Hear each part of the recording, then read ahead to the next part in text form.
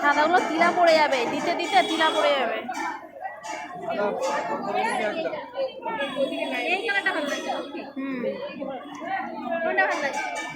দেখো তো, মাপ দেখো তো।